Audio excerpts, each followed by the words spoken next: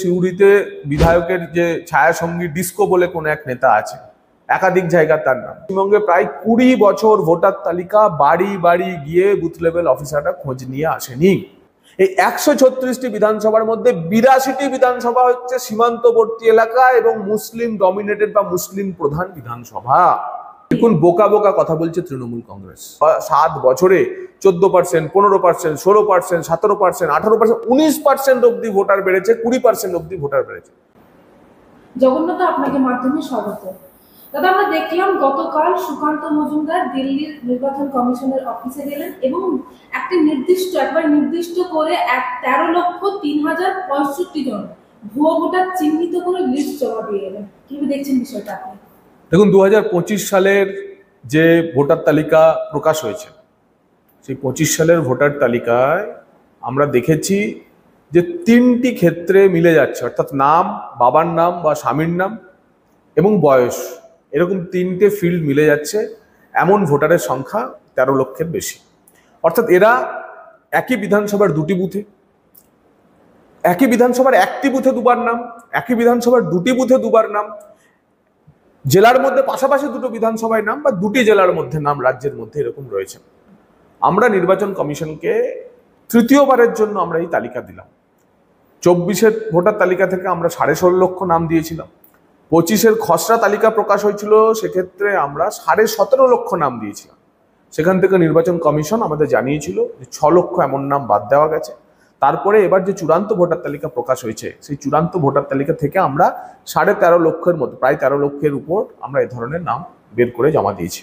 আমাদের আশা নির্বাচন কমিশন এ নিয়ে ব্যবস্থা নেবে। নির্বাচন কমিশনের কাছে আমাদের কালকে রাজ্য সভাপতি ডক্টর সুকান্ত মজুমদার, আমাদের সহ পর্যবেক্ষক অমিত মালব্য, প্রাক্তন আমলা ওম পাঠকজি, এরা সব গেছিলেন, এমপিরা গেছিলেন। তারা 3টি মূল দাবি করেছেন।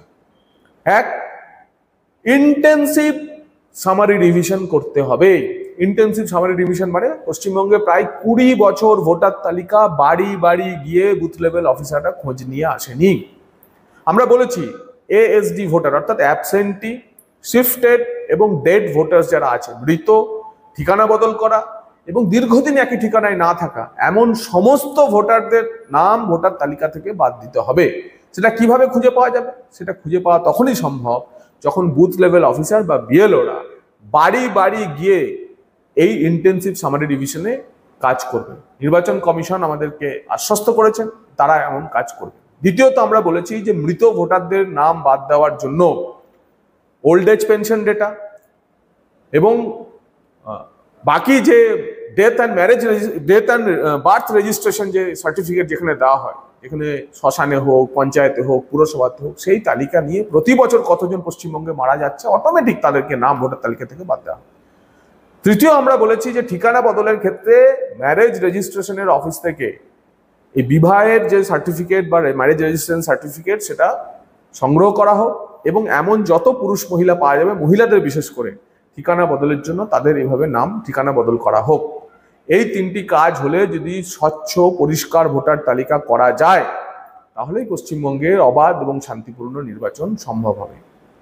দাদা, আমরা দেখলাম গতকাল সুকান্ত মজুমদাররা যখন নির্বাচন কমিশনে গেলেন, তার ঠিক 1 ঘন্টা পরে আমরা দেখলাম তৃণমূলের সাংসদরা, কল্যাণ বন্দ্যোপাধ্যায় সহ অন্যান্য সাংসদরা, তাদের প্রতিনিধি দল একেবারে দিল্লির নির্বাচন কমিশনে গিয়ে দেখা করলেন এবং সেখান থেকে বেরিয়ে কল্যাণ বন্দ্যোপাধ্যায় তো পুরো দায়ভারটা আপনাদের ঘরে দিচ্ছে এবং সেই সঙ্গে এপিক নম্বর, যে এপিক নম্বরটা নিয়েও তারা প্রশংসা, মুখ্যমন্ত্রী যা বলেছিলেন সেই একই কথা বললেন।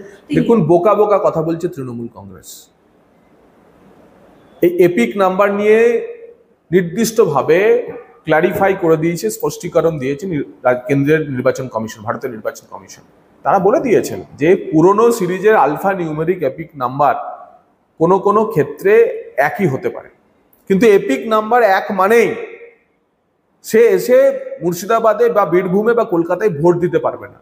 এপিক নাম্বারের সঙ্গে সঙ্গে ভোটার কার্ডে যেটা থাকা দরকার, ভোটার লিস্টে যেটা থাকা দরকার, সেটা হচ্ছে সচিত্র পরিচয়পত্র, অর্থাৎ ছবিকার, কোন বিধানসভা, কত পার্ট নাম্বার, কত সিরিয়াল নাম্বার, এই এতগুলি ফিল্ড মিললে পরে, এতগুলি ঘর মিললে পরে তবেই আমরা ডুপ্লিকেট ভোটারের কথা বলতে পারি।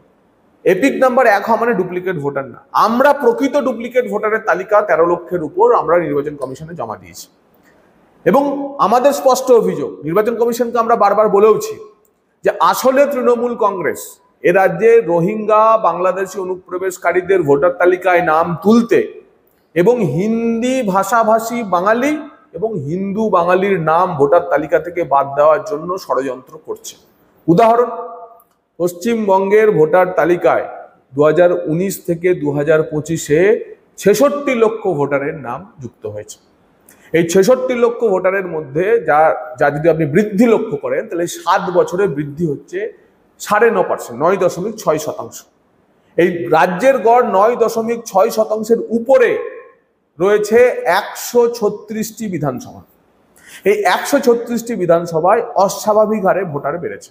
এই 136টি বিধানসভার মধ্যে 82টি বিধানসভা হচ্ছে সীমান্তবর্তী এলাকা এবং মুসলিম ডমিনেটেড বা মুসলিম প্রধান বিধানসভা। তাহলে বোঝা যাচ্ছে যে এই মুসলিম প্রধান বিধানসভাগুলিতে গত 7 বছরে 14%, 15%, 16%, 17%, 18%, 19% অব্দি ভোটার বেড়েছে, 20% অব্দি ভোটার বেড়েছে।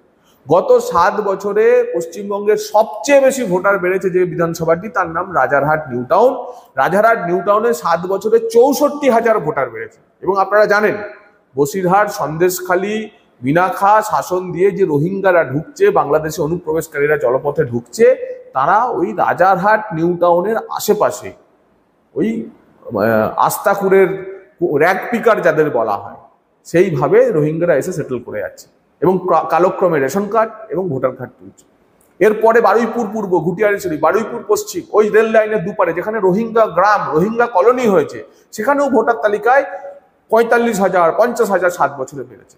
সবচেয়ে কম ভোটার কত বেড়েছে না, রাজ্য গড় যেটা গত 7 বছরে 9.6%-এর নিচে ভোটার বৃদ্ধির সংখ্যা হয়েছে, এরকম 158টি বিধানসভা রয়েছে। এই 158টি বিধানসভার মধ্যে মাত্র 11টি বিধানসভা মুসলিম প্রধান।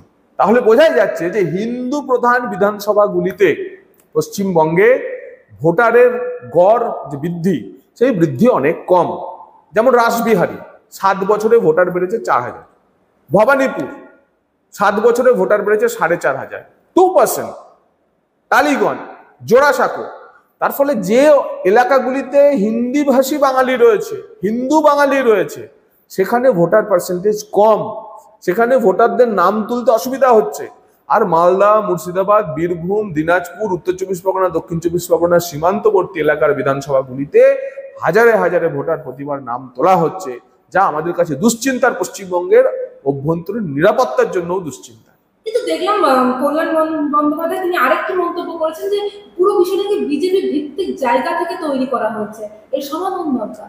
দেখুন, কল্যাণ বন্দ্যোপাধ্যায় জানি না কি অবস্থায় ছিলেন। তিনি হাতে বোতল নিলে হাত থাকলে একরকম বলেন, হাতে বোতল না থাকলে একরকম বলেন, হাতে বোতল থাকলে তিনি বলেন এবং বোতলও ভাঙেন।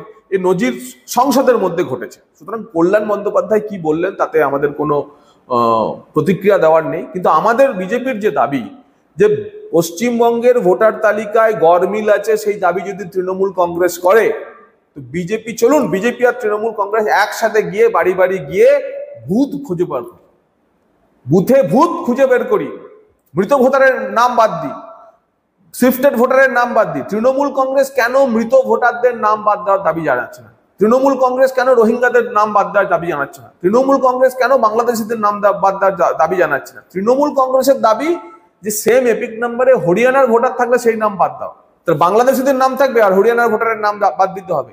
নির্বাচন কমিশনকে আমরা দাবি জানাচ্ছি যে এই এপিকে আলফা নিউমেরিক নাম্বারে যদি কোনো সমস্যা হয়ে থাকে, সেই নামও যেমন বাদ যাবে, রোহিঙ্গাদের নাম, বাংলাদেশিদের নামও বাদ দিতে হবে। কিন্তু উল্টো নির্বাচন কমিশনকে নিয়ে প্রশ্ন তুলেছেন। দেখুন, ভারতবর্ষের সাংবিধানিক প্রতিষ্ঠানগুলির প্রতি অসম্মান, অশ্রদ্ধা তৈরি করাই হচ্ছে হেরো দলগুলির কাজ। ইন্ডি জোটের সবারই কাজ হেরে যাওয়ার পর ইভিএম কে দোষারোপ করা, হেরে যাওয়ার পর নির্বাচন কমিশনকে দোষারোপ করা। দিল্লির ক্ষেত্রেও তাই হয়েছে, মহারাষ্ট্রের ক্ষেত্রেও তাই হয়েছে। এখন বলছে নাকি 1 বছরে 40 লক্ষ ভোটার উঠেছে, নাম উঠেছে। বোকা বোকা কথা, তথ্য পরিসংখ্যান তা বলছে না। কই ঝাড়খণ্ডে তো আমরা হেরেছি, আমরা তো ঝাড়খণ্ডে বলিনি ইভিএম এর কারণে আমরা হেরে গেছি। ঝাড়খণ্ডে আমাদের পরাজয় নিয়ে আমাদের আত্মসমালোচনা হচ্ছে, পর্যালোচনা হচ্ছে, পরের নির্বাচনে আমরা জিতবো। আর আপ কি বলছে, কংগ্রেস কি বলছে, তৃণমূল কংগ্রেস কি বলছে? হারলে নির্বাচন কমিশনের দোষ, আর জিতলে তাদের নেত্রীর দোষ, নেতার দোষ, নেতার কৃতিত্ব। এইরকম একটি পরিস্থিতিতে তৃণমূল কংগ্রেস আসলে 2026-এ হারার ভয় পাচ্ছে। তার কারণ বাংলাদেশের উদ্ভূত পরিস্থিতি এবং পরপর এ রাজ্যে যা ঘটনা ঘটেছে, সনাতনীদের শ্রদ্ধা বিন্দুর উপর যেভাবে আক্রমণ হচ্ছে, তাতে স্পষ্ট হচ্ছে যে হিন্দু বাঙালি মন থেকে তৃণমূল কংগ্রেসকে অতীত করার জন্য ঠিক করে নিয়েছে। তারা 2026-এর দেওয়াল লিখন পড়তে পারছে বলেই এখন থেকে ভোটার তালিকা ভোটার তালিকা ভোটার তালিকা বলে চিৎকার করছে। আমরাও চাই স্বচ্ছ ভোটার তালিকা হোক, মৃত ভোটারের নাম বাদ যাক, রোহিঙ্গাদের নাম বাদ যাক, মুসলিম যারা অনুপ্রবেশকারী আছে তাদের নাম বাদ যাক।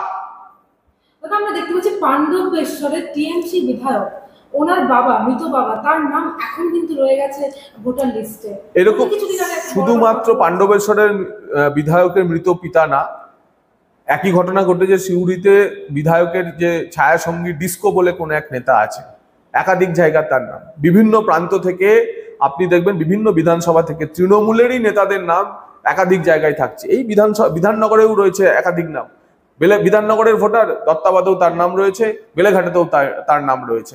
তো এই ঘটনাগুলি বেরিয়ে আসার সঙ্গে সঙ্গে আপনি দেখুন, এই যে ভোটার তালিকা নিয়ে বাড়ি বাড়ি যাওয়ার যে বিষয় ছিল, সেটা তৃণমূল কংগ্রেস এবার একটু ব্যাক গিয়ার দিয়েছে। তৃণমূল কংগ্রেস একটু পিছিয়ে আসছে, বুঝতে পারছে যে ভোটার তালিকা নিয়ে বেশি চেঁচামেচি করলে নির্বাচন কমিশন ভূত ধরবে, আর এই ভূত সব তৃণমূলের অফিসেই রাখা আছে। আমরা দেখছি দিল্লিতে তৃণমূলের এই ভুয়ো ভোটার নিয়ে তৃণমূলের সঙ্গে কংগ্রেস একসঙ্গে জোট বেঁধে একবার আক্রমণ করছে। আমরা কংগ্রেসের কাছেও স্পষ্টভাবে জানতে চাই, পশ্চিমবঙ্গের পরিষ্কার ভোটার তালিকার জন্য, ক্লিন ইলেকটোরাল রোল তৈরির জন্য কংগ্রেস তাদের অবস্থান পরিষ্কার করে বলুন যে বাংলাদেশি অনুপ্রবেশকারীদের নাম রাখা উচিত কি উচিত না। তারা স্পষ্ট করে বলুন যে রোহিঙ্গাদের নাম থাকা উচিত কি উচিত না। তা না হলে যেভাবে আসামে ডাউটফুল ভোটার বা ডি ভোটার হিসেবে বাংলাদেশের অনুপ্রবেশকারীদের চিহ্নিত করা হয়েছিল, এখানেও আমরা দাবি করছি যে এখানেও প্রয়োজনে ডি ভোটার চিহ্নিত করতে হবে। বাংলাদেশি অনুপ্রবেশকারীদের নাম থাকলে ইলেকশন কমিশনকে তার চিহ্নিতকরণ করতে হবে।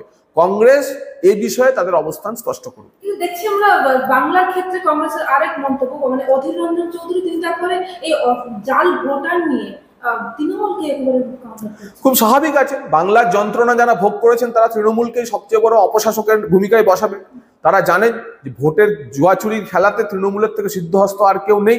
সেজন্য অধীর চৌধুরী বাংলার যন্ত্রণা বুঝতে পারছেন, তাই বলেছেন। আর রাহুল গান্ধী এখনো তো পাপ্পুই থেকে গেলেন 90টা ইলেকশন হারার পরে, তো সেই জন্য পাপ্পু তার পাপ্পুর মতো করে বলছেন। আর যে আসলে পাপা হয়েছেন তিনি বাংলার পরিস্থিতি দেখে আসল কথাটা বলছেন। আগামী দিনে নিরন্তর ভাবে আমরা নির্বাচন কমিশনের কাছে দাবি জানিয়ে যাব যে ভোটার তালিকা স্বচ্ছ, পরিষ্কার, ত্রুটিমুক্ত না হলে পশ্চিমবঙ্গের নির্বাচন অ্যাকচুয়ালি প্রহসনে পরিণত হবে। তাই প্রথম কাজ, ভোটার তালিকা থেকে মৃত ভোটারদের, অ্যাবসেন্টি ভোটারদের, অনুপস্থিত ভোটারদের এবং শিফটেড অন্য ঠিকানা বদল করা ভোটারদের নাম বাদ দিন, রোহিঙ্গাদের নাম বাদ দিন, অনুপ্রবেশকারীদের নাম বাদ দিন। প্রকৃত ভোটার তালিকা বেরোক। আমরা যে 13 লক্ষ ডুপ্লিকেট ভোটারের নাম দিয়েছি তার প্রতিটি ভোটারের বাড়ি বাড়ি গিয়ে তদন্ত হোক এবং তদন্ত করে সেই নাম বাদ দেওয়ার হোক। সেই কাজ যদি করা হয়, আমরা আশা করব পশ্চিমবঙ্গে অবাধ শান্তিপূর্ণ নির্বাচন হবে, যে নির্বাচনের দেওয়াল লিখন তৃণমূল কংগ্রেস বাই বাই।